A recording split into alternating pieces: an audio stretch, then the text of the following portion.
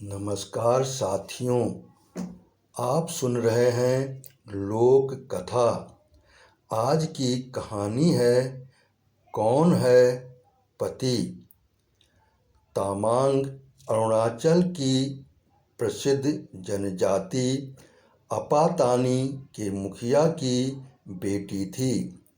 देखने में गोरी गोरी हंसती आँखों वाली तामांग के सुनहरे बालों को देखकर जनजाति के लोग उसे सूरज देवता की बेटी मानते थे। तामांग गायन नृत्य के साथ साथ हथकरघे पर वस्त्र बनाने में भी बहुत निपुण थी। इसलिए उसका पिता डोनीगर्थ अपनी इकलौती बेटी का डिंगसिल, आचू, अब्यो और ट्यूबों लियोबा जैसे देव पुरुषों में से किसी एक से विवाह करके धन कमाना चाहता था। उनकी जनजाति का यही रिवाज था कि लड़के वाले लड़की के पिता को लड़की ब्याहने के लिए धन देते थे। उस दिन अरुणाचल प्रदेश की जनजातियों में महिलाओं के लिए हथकरघों के वस्त्र बनाने की प्रतियोगिता हुई और उसके बाद पुरुषों के लिए तीर कमान की प्रतियोगिता हुई। हर वर्ष की तरह तामांग को प्रथम पुरस्कार मिला। इस वर्ष तो तामांग ने कमाल कर दिया। आकाश से नीले रंग की रेशमी शॉल पर चांद, सूरज और तारे सफ़ेद, सुनहले, लाल और गुलाबी रंग में बुने थे। चारों तरफ नक्षत्रों की झालर बुनकर शॉल को सजाया था। विश्वास ही नहीं होता था कि ये बुनी हुई शॉल है। लगता था कि कुशल चित्रकार ने सुंदर तस्वीर बनाई हो। उधर आबूतानी नामक युवक ने तो तीर कमान के कमाल से उठते हुए नकली पक्षी तितलियों के ऐसे निशाने साधे कि कोई उसके आसपास भी नहीं रह पाया। प्रतियोगिता के बाद हुए नृत्य में तामांग और आबूतानी पहली बार मिले और पहली मुलाकात में ही एक दूसरे को चाहने लगे। उनको नृत्य करते देख लोग भी कह उठे, क्या सुंदर जोड़ी है।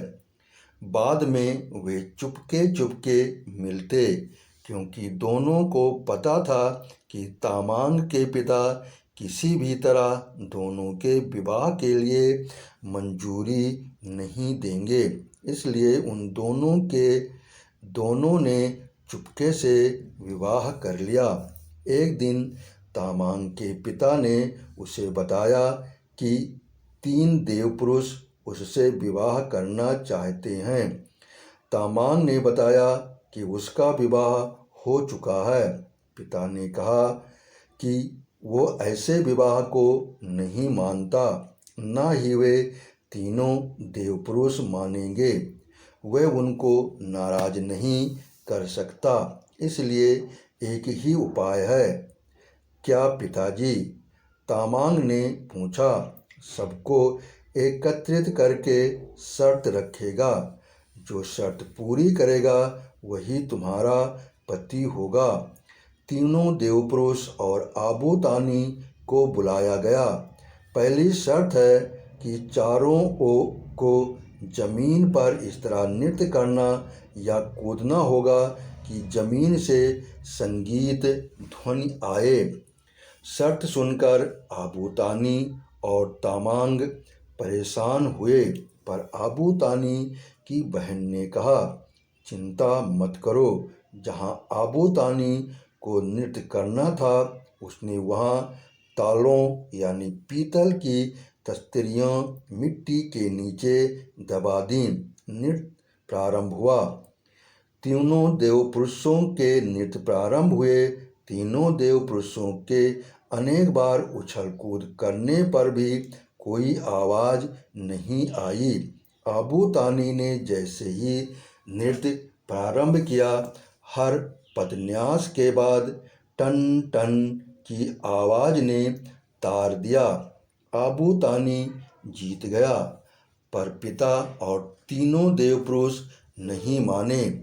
एक और शर्त रखी गई, तीर कमान से टनलों यानी धातु के गोलाकार पर निशाना ऐसे साधना कि तीर वहीं टल्लों पर लगा रहे।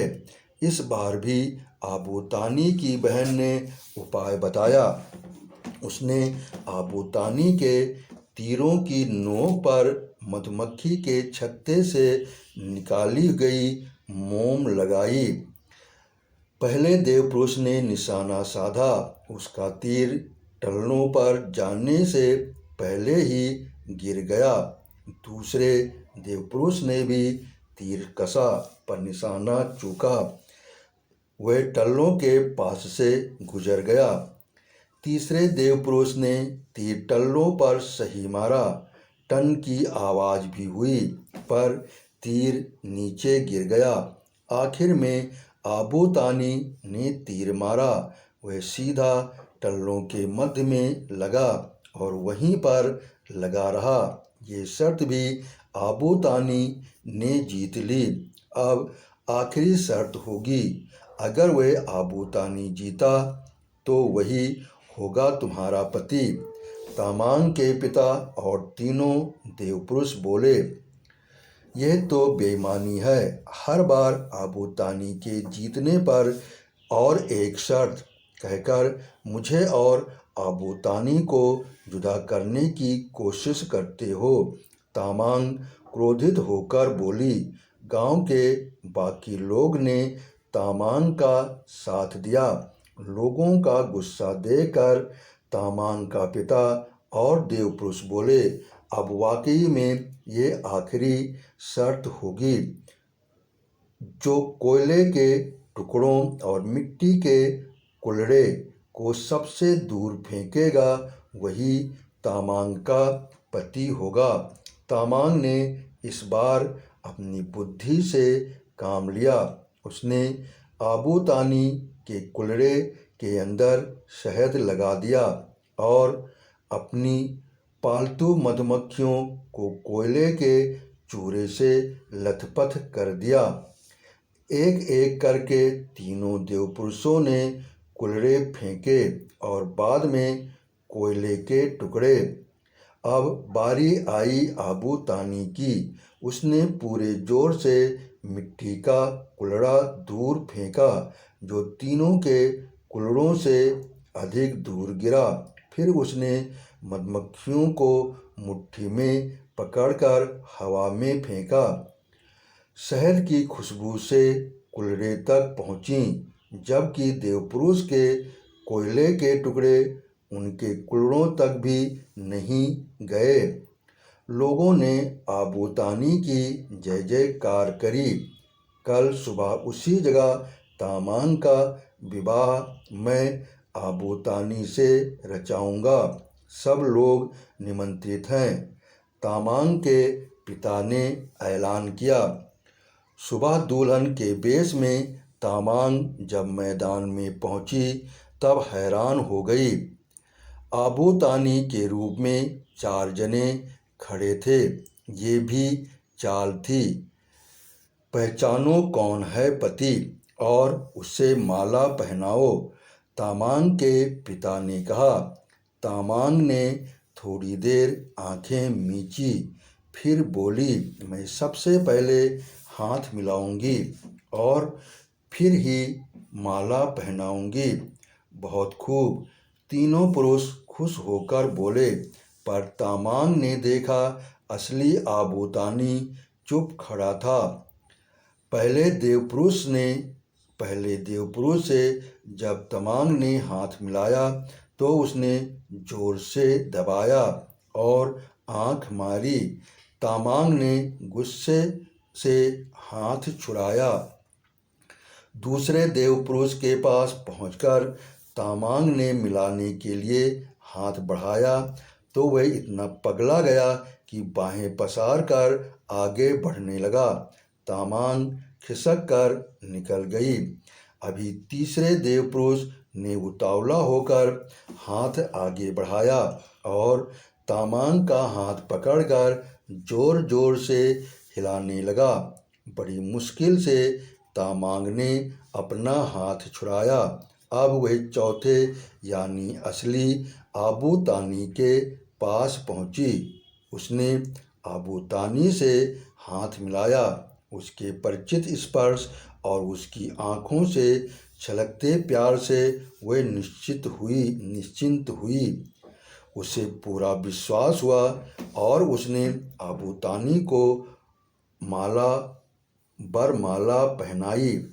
तामांग के पिता और तीनों देवपुरुष शर्म से गर्दन झुकाए लोगों की झिड़कियां सुनते रहे। लोगों ने खुशी से पुष्प वर्षा करके विवाह की रस्म पूरी कर दी। आपने कहानी सुनी, इसके लिए आपका बहुत बहुत धन्यवाद।